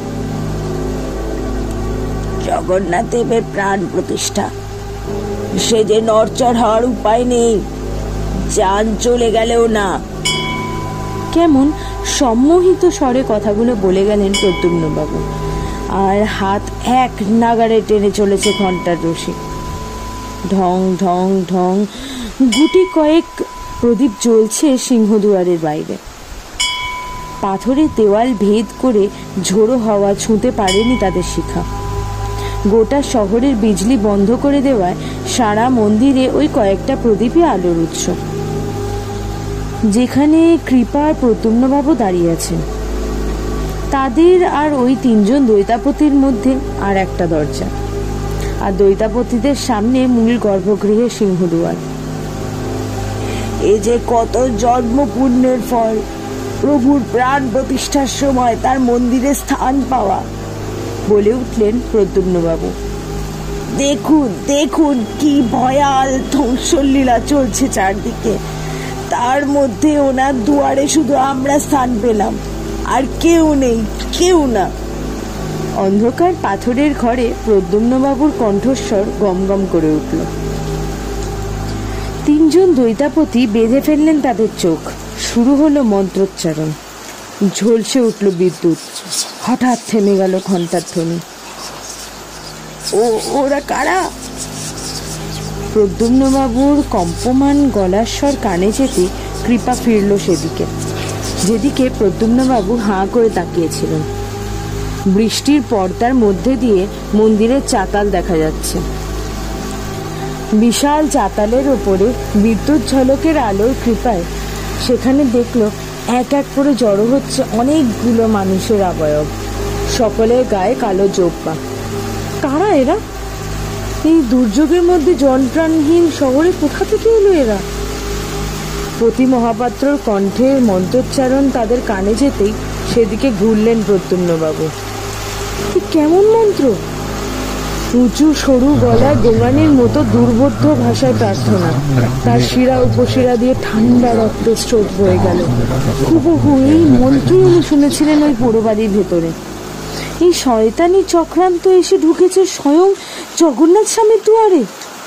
পুরীর জগন্নাথ মন্দিরের প্রধান পুরোহিত এর শিকার। ব্রহ্ম পরিবর্তনের যে সব থেকে পবিত্র উপাচার, প্রভুর প্রাণ প্রতিষ্ঠাকে কলুষিত করার জন্যই এই বিরাট প্রেত সাধনা।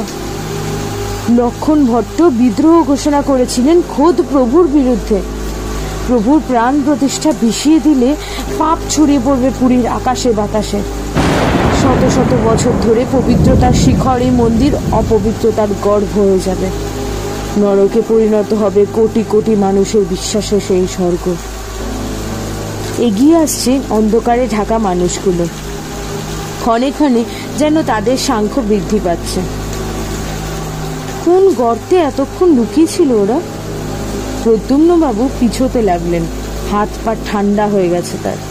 অপর দুই দৈতাপতি এতক্ষণে বুঝতে পেরেছে কিছু একটা। তারা টেনে চোখের বাঁধন খুলতে যেতেই হঠাৎ পাথরের থামগুলো কাঁপিয়ে মাঝখানের প্রকাণ্ড দরজাটা বিকট শব্দে বন্ধ হয়ে গেল। যেইটুকু প্রদীপের আলো ভেতর থেকে আসছিল সেইটুকুও আটকে গিয়ে মিশমিশে কালো অন্ধকারে ছেয়ে গেল চারদিক। প্রদ্যুম্নবাবু পেছোতে পেছোতে পিছনের দরজার পিঠ থেকে গেল তার। এতক্ষণে খেয়াল হলো এই অন্ধকারে কৃপা তার পাশে নেই। এই নরপিশাচগুলোর মাঝে তিনি সম্পূর্ণ একা। এবার শুধু মন্দিরের বারান্দায় প্রদ্যুম্নবাবু আর তাকে ঘিরে চাতাল জোরে এগিয়ে আসা এই অমানুষগুলো। কৃপা সিন্ধু!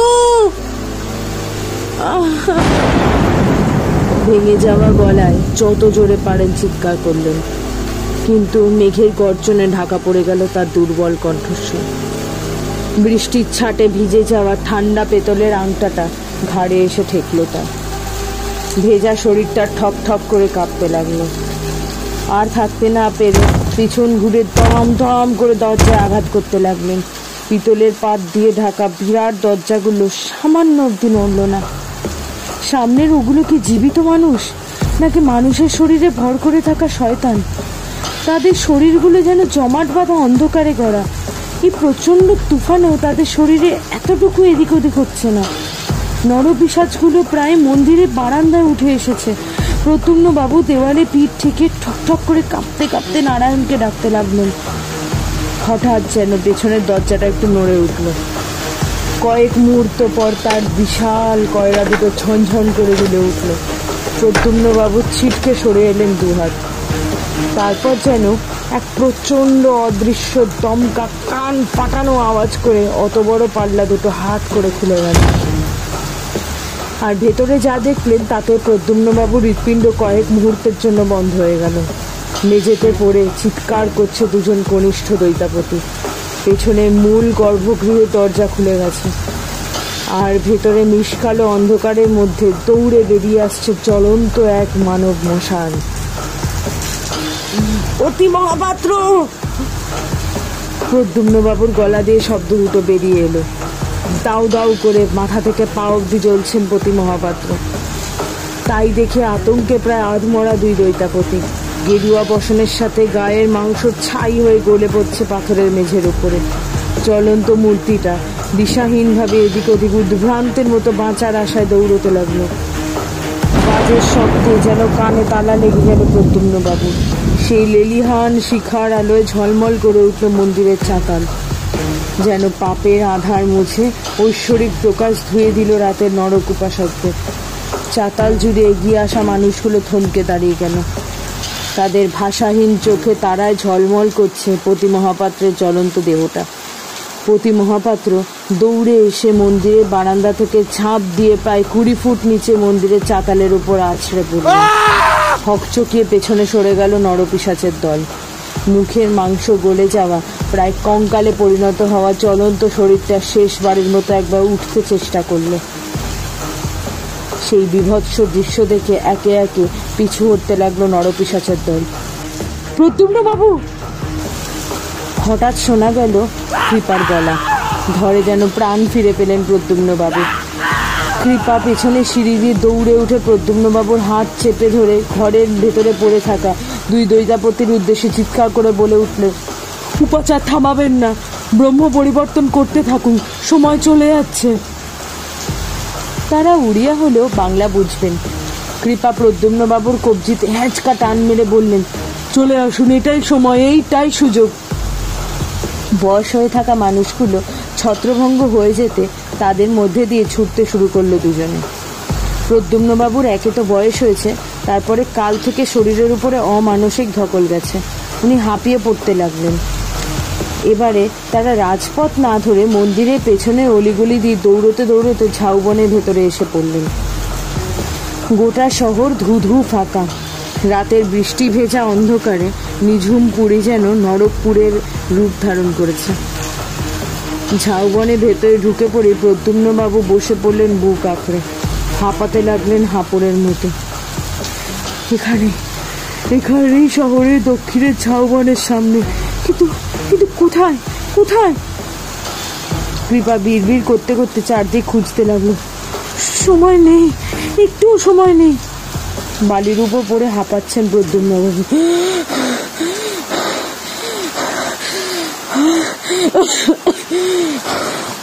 চোখে এখনো ভাসছে দাউ দাউ করে চলতে থাকা পতি মহাপাত্রের ছবি।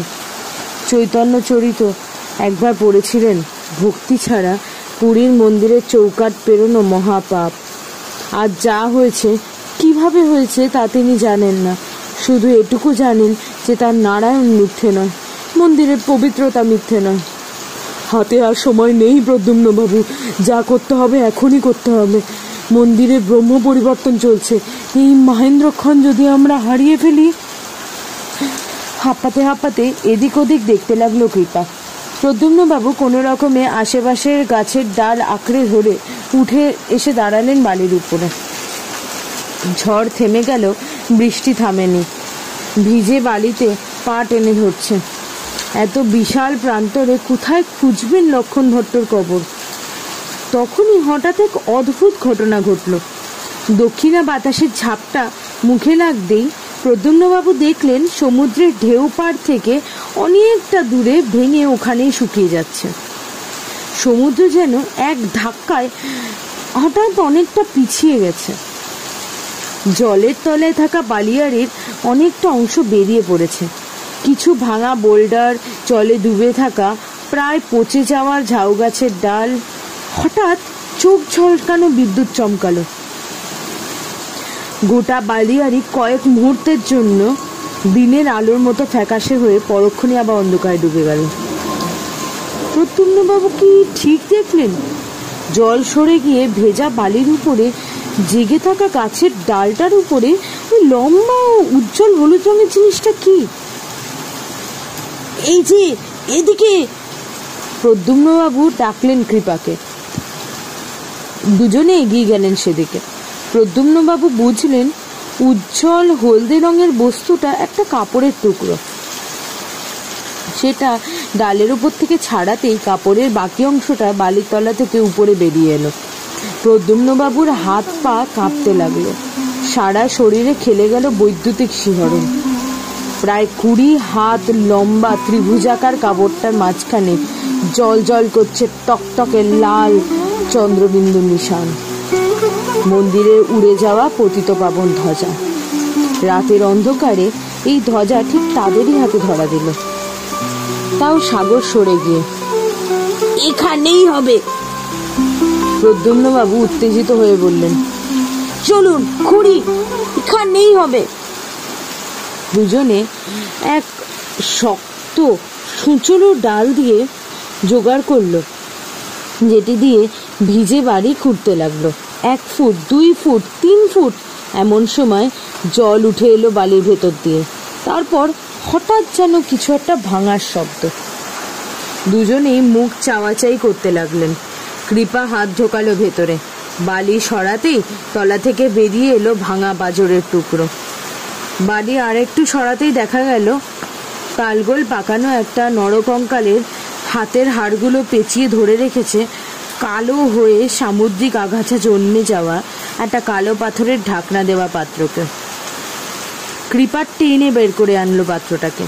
তারপরে গায়ের জোরে একটা হ্যাচকা টান মারতেই ঢাকনাটা উপড়ে চলে আসলো। ভেতরে কি আছে তা অন্ধকারে বোঝা না গেলেও পাত্রটির ওজন বলে দিচ্ছিল যে সেটি খালি নয়। কৃপা পাত্রটাকে 2 হাতে তুলে ধরল। তারপর পায়ের কাছে যেখানে ঢেউ ভাঙা জল এসে বালিতে মিশে যাচ্ছে সেখানে উপুর করে দিল। ভেতর থেকে ধুলোর মতো অনেকটা কালচে পরিমাণ গুঁড়ো হাওয়ায় মিশে অদৃশ্য হয়ে গেল। প্রদ্যুম্নবাবুর হঠাৎ যেন মনে হলো পায়ের তলা থেকে বালি সরে যাচ্ছে, যেন পুরো প্রান্তরে বালি কেউ সমুদ্রের দিকে টেনে নিয়ে যেতে চাইছে। প্রদ্যুম্নবাবু তাকালেন কৃপার দিকে। কৃপার মাথার পেছনে প্রায় 20 হাত উঁচু হয়ে কালো পাহাড়ের মতো উত্তাল জলরাশি ছুটে আসছে তাদের দিকে। কৃপার হাতের পাত্রটা পড়ে গেল উল্টে বালির উপরে। কৃপা কিছু বুঝে ওঠার আগেই পর্বত প্রমাণ উঁচু ঢেউটা আছড়ে পড়ল তাদের উপরে। প্রদ্যুম্নবাবু প্রায় ছিটকে গিয়ে পড়লেন ঝাউবনের ভেতরে। জলের তোড়ে চোখের সামনে প্রকাণ্ড প্রকাণ্ড গাছগুলিকে পাটকাঠির মতো ভেঙে ভেঙে আছড়ে পড়তে দেখলেন জলের উপরে। প্রদ্যুম্নবাবু কোনো রকমে আঁকড়ে ধরলেন একটি ঝাউ গাছের গুড়ি, কিন্তু পরক্ষণেই জলে ভেসে আসা একটা মোটা ডাল সপাটে এসে বাড়ি মারল তার পাঁজরে। কিছু বুঝে ওঠার আগে চারদিক অন্ধকার হয়ে গেল। নির্জন মালিয়ারের ভেতরে জলের তলে নিশ্চিহ্ন হয়ে গেল লক্ষণ ভট্টর নশ্বর অবশেষ।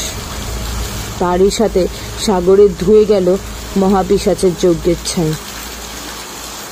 শুধু মাইলখানেক দূরে মহাপাত্র পুড়ে ছাই হয়ে যাওয়া ধোঁয়া ওঠা দেহটার পেছনে পুণ্যভূমির গর্ভগৃহে প্রথমবার জগন্নাথ, বলরাম আর সুভদ্রার প্রাণ প্রতিষ্ঠা হলো। দুজন তরুণ দৈতাপ্রতি প্রাণ ভরা শ্রদ্ধা আর বুক ভরা অধিকার বলে, ভক্তির বলে, কোনো পদাধিকার বলে না। রথের দিন ভোরে প্রদ্যুম্নবাবুর জ্ঞান ফিরেছিল সেনা ছাউনির হাসপাতালে। ঝড়ে তছনছ হয়ে যাওয়া পুরী, তার নিটল ভক্তি আর অটুট মনোবলের জোরে শেষ পর্যন্ত আয়োজন করতে পেরেছিল রথযাত্রার। রোগ সমাগম প্রত্যেক বছরের মতো না হলেও উপাচারে সাধনের প্রাচুর্য ছাড়া আর কোনো কিছুরই কমতি ছিল না। প্রদ্যুম্নবাবুর পাঁজরের হাড়ে চিড় ধরেনি, তবে আঘাতের আকস্মিকতা, শারীরিক ক্লান্তির ফলে তার শরীর ধকল সইয়ে উঠতে কিছুটা সময় নিয়েছিল। কিন্তু কৃপা কই? জ্ঞান ফিরতেই তার মনে পড়ল জলোচ্ছ্বাস হওয়ার আগে শেষ মুহূর্তে তিনি কৃপাকে ছাইয়ের পাত্র হাতে নিতে দেখেছিলেন। তারপরে ঢেউয়ের ঝাপটায় তিনি জলের তলায় চলে গিয়েছিলেন। তারপর সব অন্ধকার। ছেলেটা বাঁচল তো? আহা, এইটুকু বয়সে পরিবার পরিজন ত্যাগ করে সন্ন্যাসী হয়েছে সে। বিকেলে হাসপাতাল থেকে ছাড়া পেয়ে বাইরে পা রাখতেই প্রদ্যুম্নবাবু প্রথম যেটা উপলব্ধি করলেন তা হলো বাতাসে নাক জ্বলে যাওয়া পচা গন্ধটা একেবারেই নেই। একজন স্থানীয় মানুষের বাইকে চেপে ইস্কনের আশ্রমের সামনে এসে দাঁড়ালেন প্রদ্যুম্নবাবু। কি অবস্থা হয়েছে আশ্রমের! বাগান তছনছ হয়ে গেছে। পাঁচিলের ধারে নিম গাছটা উপড়ে পড়ে পাঁচিলের অনেকটা ধসিয়ে দিয়েছে। অফিস ঘরে আজ সনাতন ছেলেটিই রয়েছে, কিন্তু তার মধ্যে কেমন যেন স্পষ্ট পরিবর্তন চোখে পড়ে। হাতে একটা ডাস্টার নিয়ে এসে দেওয়ালের ভাঙা মিউরালের ধুলো পরিষ্কার করছে। সেই ঝিমঝিমে ভাবটা একেবারেই উধাও। প্রদ্যুম্নবাবুর চোখটা সেটা এড়ালো না। কৃপা সিন্ধু বলে একজন তরুণ স্বামীজি এখানে এসেছিলেন বিগত কয়েকদিন আগে। আমার পাশের ঘরটিতে ছিলেন। ঝড়ের পর কি সে কি ফিরে এসেছে? সনাতন ঘাড় নেড়ে বলল, ঝড়ের সময় সেও এখানে ছিল না, আজ দুপুরেই ফিরেছে। কাজেই তার পক্ষে সঠিক বলাটা মুশকিল। আপনি ঘর থেকেই দেখে আসেন, ওখানে যদি থাকে। প্রদ্যুম্নবাবু উঠে গেলেন দোতলায়। না, পরপর দুটো ঘরই ফাঁকা। তার নিজের মালপত্র যদি থেকে থাকে তাহলে মন্দিরের কোথাওই আছে। সাথে সম্বল বলতে শুধু মানিব্যাগ আর গায়ের কাপড়টা। কৃপার পরিণতির কথা ভেবে মনটা খচখচ করতে লাগলো।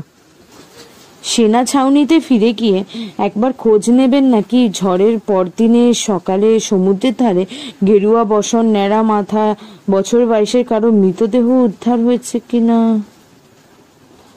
প্রদ্যুম্নবাবু নিচে এসে সনাতনকে বললেন কলকাতার ইস্কনের নম্বরটা টেলিফোনে ধরে দিতে। সনাতন দিল। বার তিনেক রিং হওয়ার পর একজন ফোন ধরলেন। হ্যালো, নমস্কার, আমি পুরী ইস্কন নাম্বার থেকে বলছি।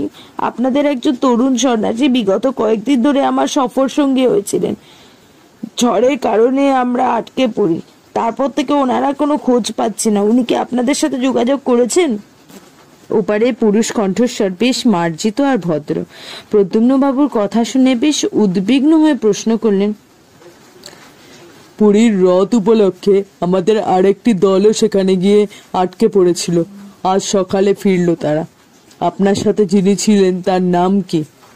নাম কৃপা সিন্ধু, পদবি বলেননি।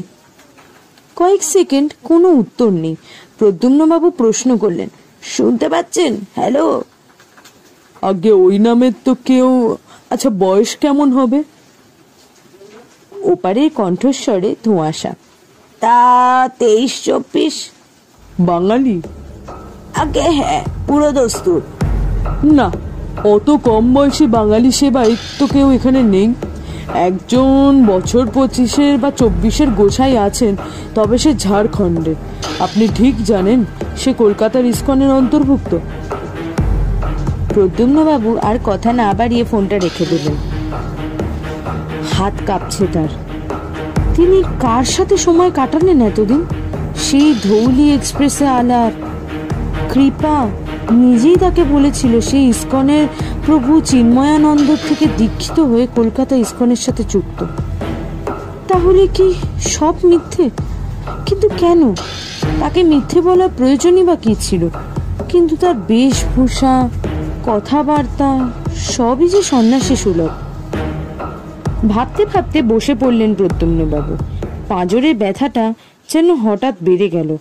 পূবের আকাশে আবার মেঘ ঘনিয়ে আসছে। দুজন সাফাই কর্মী একটা বড়সড় বাক্স মন্দিরের দুয়ারে এনে রাখলো। জিজ্ঞেস করতে জানতে পারলেন বৈকুণ্ঠপতি মারা যাওয়ার পরে এই প্রথম তার ঘরটা সাফ করা হলো। তার শ্রাদ্ধ শান্তি হয়ে গেলে ঘরটা অন্য কাজে ব্যবহার করা হলো। শিরশিরে হাওয়া দিচ্ছে বাগান জুড়ে। প্রদ্যুম্নবাবু শীত করতে লাগলো।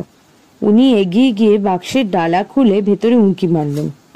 গোটা কত কৌপিন, একজোড়া গেরুয়া লুঙ্গি, কিছু ছোটখাটো নিত্য প্রয়োজনীয় দ্রব্য ছাড়াও তার মধ্যে রয়েছে বেশ কয়েকখানি বই। প্রায় সবকটা বই একরকম দেখতে, কালো চামড়ায় মোড়ানো, উপরে কোনো নাম নেই। এক ঝলক দেখলে পুরনো ডায়েরি বললেও ভুল হতে পারে। তাদের মধ্যে একটা বই তুলে নিলেন প্রদ্যুম্নবাবু। প্রথমে বেশ কয়েকটা খালি পাতা, তারপরে একের পর এক পাতায় শুরু হলো ছবি। প্রথমে চক্রাকার সব নকশা, তারপরে এক এক যেন ছবির বিভৎসতা বাড়তে লাগলো। এমন সব প্রাণীর কিম্ভূত কিমাকার হাতে আঁকা ছবি বেরোতে লাগলো যাদের ইহজগতে আদৌ অস্তিত্ব আছে বলে প্রদ্যুম্নবাবু শোনেননি কখনো। দ্বিতীয় বইটা তুলে নিলেন প্রদ্যুম্নবাবু। সেই একই ব্যাপার, প্রথম কয়েক পাতা খালি, তারপরে বেরোলো লেখা। ভাষাটা উড়িয়া, বাংলা করলে যার মানে দাঁড়ায় বলিদান। আধার যুগে মহাপিশাচ মতে কত রকম ভাবে বলিদান সম্ভব তার কদর্য সব বিবরণ। চোখের পাতা চিরে রক্ত নিবেদন, মৃত গর্ভবতী নারীর মুণ্ডুচ্ছেদের পর তার গর্ভের সন্তান জীবিত নারীর গর্ভে প্রতিস্থাপন ও তার মধ্যে পুনরায় পৈশাচিক প্রাণ স্থাপন করার উপায়। গা গুলিয়ে উঠল প্রদ্যুম্নবাবু, ছুঁড়ে ফেলে দিলেন বইটা। ঘুরে চলে আসছিলেন, হঠাৎ সোনালি মলাটে মোড়া একটি ছোট্ট বই কাপড়ের ভেতর থেকে তার দৃশ্যে আকর্ষণ করলেন। তুলে নিলেন সেটা। হাওয়াটা যেন বাড়ছে। অন্দরে এসে খাড়া হন না বাবু, পিছন থেকে সনাতন ডাকলো। প্রদ্যুম্নবাবু যেন শুনেও শুনলেন না। কেমন যেন অবসন্ন লাগছে তার। হাতের বইটা হঠাৎ খুব ভারী হতে শুরু করেছে। কিছু একটা হচ্ছে তার সাথে। শরীরটা এমন হালকা লাগছে কেন? এই বইটা না, এটা তো উনি খুলবেন না কিছুতেই, কিছুতেই না। খোলো। কে কে কে কথা বললো? মাথা ঝাঁকালেন প্রদ্যুম্নবাবু। খুলে দেখো ভেতরে কি আছে। প্রদ্যুম্নবাবু যেন মাথার মধ্যে একটা চূড়ান্ত আকর্ষণীয় কণ্ঠস্বর শুনতে পাচ্ছেন। কি মারাত্মক টান তার! সে যা বলবে তা যেন করতেই হবে। তার আঙুলগুলো যেন অবশ হয়ে বইয়ের মলাটের উপরে এসে খুলে দিল বইটাকে। বৃষ্টি নামলো আবার। বইয়ের প্রথম পাতায় একটি ছবি। এই আকৃতিটি তিনি আগেও দেখেছেন। কদাকার মনুষ্য শিশুর মতো চেহারা, শুধু একটার বদলে তিনটে মাথা। বুকের ভেতরটা যেন ভারী হয়ে আসছে তার। ভয় করছে, কিন্তু বইটা শেষ করেও হাত ফেলে দিতে পারছেন না। উল্টে ফেললেন পরের পাতা। উড়িয়ায় লেখা একটা শব্দ, বাংলায় যার অর্থ হলো মুক্তি। বইটি হাতে লেখা। কিছু জায়গায় কালির অস্পষ্ট, কিছু জায়গায় হাতের লেখাপড়ার অযোগ্য। তবু যেন সম্মোহিত হয়ে পড়ে গেলেন প্রদ্যুম্নবাবু।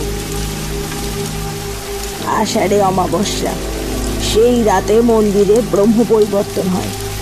সেই রাতে আমার আত্মাহুতি জন্ম দেবে এক বিষাক্ত শ্রাপের, যা রোগের মতো দেখতে হবে শ্রীক্ষেত্রের সমস্ত শুভ লক্ষণ। মাঝরাতে যখন অষ্টগ্রহ সমন্বয় হবে, তখন আমার বিদেহী আত্মা স্থান নেবে পিশাচ যজ্ঞের ভস্যের মধ্যে। দেব ভক্তির নামে এই মিথ্যাচার চিরকাল বন্ধ হয়ে যাবে পুণ্যভূমিতে। আমার দেবতা আর হবে একমাত্র দেবতা, তার উপাসনা হবে একমাত্র উপাসনা। কিন্তু এক আহুতি পিশাচতন্ত্র বিরুদ্ধ ফিরতে আমায় হবেই। নিচের আহুতি আবার আমায় দিতে হবে। 24 বছর পর পুনরায় অষ্টগ্রহ সমন্বয় হবে। আমি যেদিন ফিরব, নবজন্ম নিয়ে হলেও ফিরবই। পুনরায় আষাঢ়ের অমাবস্যায় নিজের আহুতি দিয়ে মুক্ত করব এই পিশাচ যজ্ঞের ভক্ষ। ততদিন এই বিভূতি কুব্য ভূমিগর্ভে রক্ষা করে তোমাদের কর্তব্য। সেই দিন হবে আমার মুক্তি।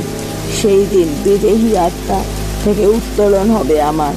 দেবতার সাজানো ভূমিতে পাতাল থেকে নবজন্ম নেব আমি সম্পূর্ণ অবদেবতা রূপে। মিশে যাব কায়াহীনদের দলে সর্বশক্তিমান হয়ে। আকাশ কাঁপিয়ে মেঘ গর্জন করে উঠল, ঝনঝন করে উঠল জানালার কাছ। বাবু, বৃষ্টির মধ্যে পেছন ফিরে দাঁড়িয়ে রয়েছেন প্রদ্যুম্নবাবু। ভিজছেন কেন? অন্দরে আসুন। সনাতন আবার হাঁক দিল। নড়লেন না প্রদ্যুম্নবাবু, যেন কথা কানেই যাচ্ছে না তার। মূর্তির মতো নিশ্চল।